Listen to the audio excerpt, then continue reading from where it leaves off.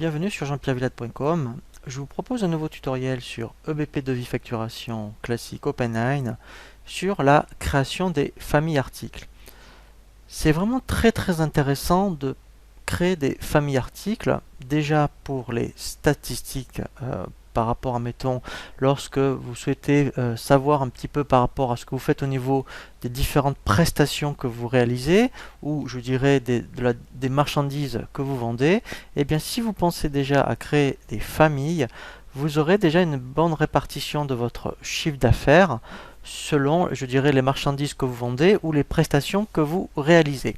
Ça a un autre intérêt par rapport à tout ce qui est affectation comptable. Dans le sens où, lorsque vous créez des familles, on va le voir à la création, on peut déjà affecter par défaut le taux de TVA et les comptes de vente. Ça vous évitera à chaque fois, surtout si vous avez un catalogue article important, de penser à me dire que la TVA est soit à 26 ou autre, et surtout au niveau des comptes comptables, puisque effectivement, si vous avez un grand catalogue article, eh bien, c'est fastidieux systématiquement de taper dans la fiche article les comptes comptables. Alors que si vous affectez directement une famille, eh bien lui-même, il va mettre, je dirais, directement tous les comptes, de vente dans vos fiches articles. Alors, pour créer une famille article, il faut aller dans le menu article. Ici, vous avez famille article. Donc, on va prendre un exemple. Je vais faire ajouter. Donc là, mettons, dans ce dossier, j'ai créé un dossier, admettons, qui a un magasin, je dirais, de tout ce qui est bureautique. Donc, tout ce qui est famille article, éventuellement, je pourrais créer une famille, admettons, chaise de bureau. Les emplacements, donc ça, on l'a vu, si justement, effectivement, eh bien, vous utilisez tout ce qui est dépôt ou tout ce qui est, vous voyez, mettons, on avait créé plusieurs exemples pour vous donner une idée par rapport à comment on peut utiliser l'emplacement. Vous voyez, mettons, ben là, ça pourrait être dans le rayon.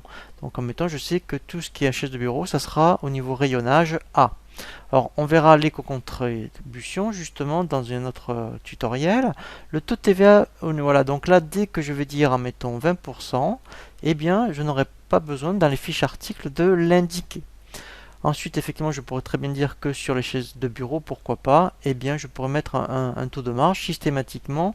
Ensuite, il me calculera un prix de vente.